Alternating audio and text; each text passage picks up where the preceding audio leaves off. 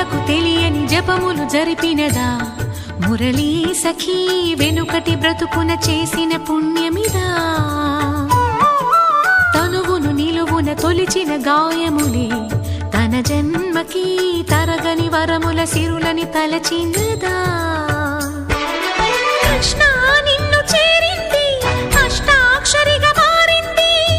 ఎలా ఇంత పిన్నిది వెదురు తాను పొందింది